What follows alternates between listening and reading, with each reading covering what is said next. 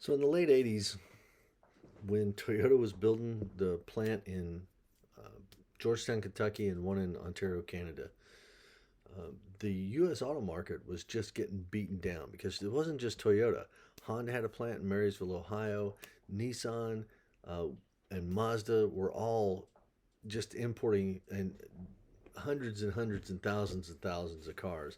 And the market share of the big three, which used to be Ford, General Motors, and Chrysler, was just being devastated.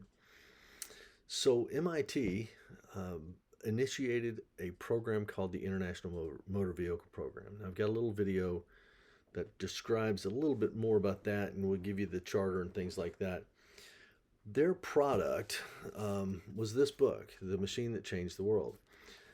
Now, you may be wondering why your only assigned textbook is this. Um, this is the shortcut version, but if you want to be if you want to be a lean manager, if you want to be a moderate lean learner, an excellent lean practitioner, and somebody who really starts driving the train behind this lean thinking, there is more to read than you can imagine. So what I'm going to do now is give you a list of a few books I think you need on your bookshelf. But we'll start with this one. This is it's the research report from the International Motor Vehicle Program. And what makes this significant is this is the first use of the word lean to describe the Toyota production system. Now, that may or may not be problematic. I've run into some organizations where they're convinced that lean is an acronym that means less employees are needed. And so I make a point to never capitalize lean as if it were an acronym. And I see that all over the place, and it's just one of those things that drives me nuts. As the output from that International Motor Vehicle Program, it tells the story of how they did their research in automotive plants in North America, in Asia, and in Europe, and just collected tons of data and racked and stacked all the numbers, and in just about every category they measured, Honda and Toyota were number one and two in just about everything. Apparently, Honda has a little different philosophy about publicizing different things, and they're a little bit more closely held, quieter about all of this. Toyota has always been relatively open. Again, with the plant tours and they would do information sessions where you could spend 4 hours up there and have interviews with managers and with team members and team leaders. They're really focused on learning. One of the things that is very important to Toyota is they want to teach everybody how to get better because um, they have this philosophy that if they raise the sea level, all boats rise, and that's good for Toyota and that's good for everyone else. One piece of criticism about that book, it was strictly automotive. It was all about the automotive industry as its charter dictated. But the Air Force got in touch with the author. The lead investigator was James Womack, and then Dan Jones, Dan Roos, all participated in this story. They're all listed on the book. Um, the Air Force approached them about manufacturing aircraft using these same principles. And the authors agreed that the principles were universally applicable and they should work in aerospace, even though it was much lower volume and much more specialized than the automotive industry. And so the Air Force created the Lean Aerospace Initiative. And when I was at the Defense Acquisition University from 1998 to 2001, I was a part of that Lean Aerospace Initiative as they were trying to figure out how to apply these principles. And so we did a lot of training at Boeing and a lot of training at Lockheed Martin to try to help them apply these lean principles. But the authors decided a few years later. Now that book was published in 1991. They followed that with lean thinking. That's on your slide as well, or on the chart. This was first published in 1996, and what they wanted to do with this book was illustrate cases that were non-automotive, so that people would start believing that, hey, it doesn't just apply to Toyota and it doesn't just apply to automotive. And so this book was a huge bestseller, and it's been re-released a couple of times, revised and updated, as you can see. I really recommend you get this book. If you want to start making an impact in your organization, get this book and go back here to I think it's chapter 11. They've got a pretty straightforward, here's the map, here's the transformation strategy. Get this book, read through it, and then be ready to read more.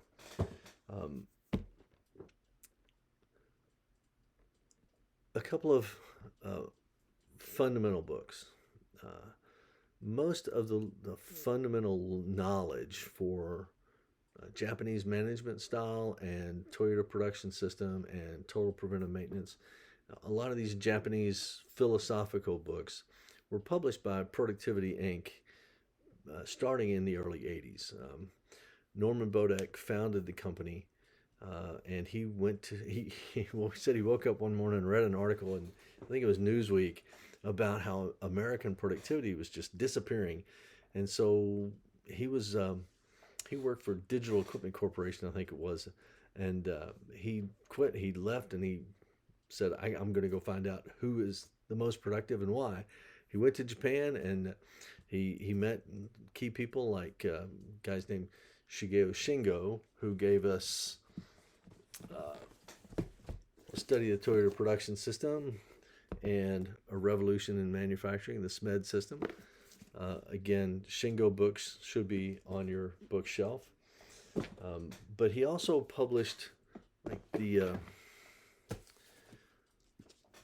when you ask Toyota where they learned about lean, they will tell you about Henry Ford. I heard a legend that in the 70s, when the first groups of American executives were going to Japan and visiting Toyota, they asked, can we see your source book for TPS? And somebody went and brought this book out with white gloves on, and they treated it like a museum piece. And so Henry Ford has just tons and tons and tons of brilliant insights in this book. He wrote this book in 1926, obviously before he went crazy, because he had to go crazy, because this is full of good stuff, but what he was doing in the company was a little bit crazy. If you want to know about total productive maintenance, if you have a shop, a manufacturing shop that is heavy on equipment, this is a fantastic methodology. Now, it was developed a little separately from the guys who did the Toyota production system, but the core pieces are the same. A lot of people get that confused. Let's see what else I have here. This is one of my favorites. It's a book by Masaaki Imai. Let's see. Okay. Keys to Japanese Competitive. What I like about this one is it's just so easy to read. Now, Kaizen, a lot of people confuse Kaizen with just being continuous improvement. But a little bit later, we're going to peel back a little bit of Kaizen because it's deeper and it's more sacrificial and it's more beneficial to people than just simply making improvements to your processes every day. A couple more classics from Productivity Press, books by Taiichi Ohno. I mentioned Taiichi Ohno was the architect of the Toyota production system. This workplace management book is one of my favorites. It's not like a narrative that weaves its way through a normal story. This book is, each chapter is one separate story, and some of them are just absolutely delightful. These are kind of hard to find, but actually they reproduce. The new owners of Productivity re-released a version of workplace management on the 100th anniversary of Ono's birth. Here's another one. This is a classic, the Taiichi Ono's Toyota Production System Beyond Large Scale Production. Now, when the guys at the University of Kentucky first approached me to teach with them, I was still on active duty in the Army. I was teaching at Wright-Patterson at the Air Force Institute of Technology and the Defense Acquisition University.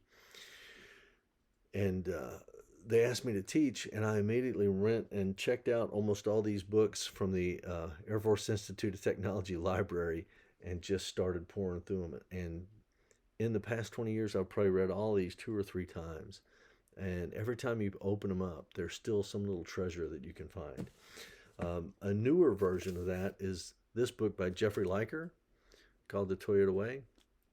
We're going to talk about his principles in the next segment. This is a good book, but it's there are 2 Toyota Ways. There's Jeffrey Liker's Toyota Way with 14 key leadership points, and then there's Toyota's Toyota Way, and I'll share that one as well. I want to show you one more, another Shingo book. This one was published recently by PCS Press. Okay, Norman Bodak's second company was PCS Press. After he sold Productivity, moved out to Oregon to work with his yogi. Never could let go of it, never could just get out of the business. He still had unpublished works from Shigeo Shingo, and he wrote this one. What I like about this one is in the back, Norman interviews some unknown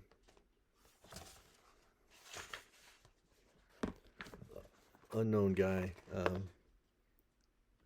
He interviewed me, and he published the interview in the back of this book with the discussion between me and him. So it holds a special place in my heart.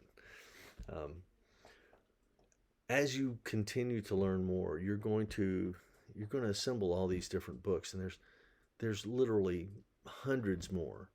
The Lean Enterprise Institute publishes a bunch of spiral-bound books that you will get firsthand knowledge of. I'll be showing you all of these things and bring you these extracts. Now, I didn't make these all. I'm not going to tell you in this class, oh yeah, you got to buy all these books and you got to read all these books. I'm not going to do that to you. What I want you to focus on in this class is I want you to focus on doing. Okay, we have a project that we're going to do, and I'm going to get in detail on this project here in a couple of more modules. But the focus is going to be, you're going to solve a real problem using lean thinking. That's the main thing that I want you to be able to do out of this course, and I want you to be able to teach other people how you did it. So that's why I'm not going to make you read all this stuff, but you're going to want to read all this stuff anyway. And as you go through your career, you'll be amassing these things. I have boxes of books from downstairs that were in my office before at Ohio State. I've got this bookshelf back here that just has all kinds of other different ones. And every now and then there are some real gems. So start reading, and I'll talk to you soon.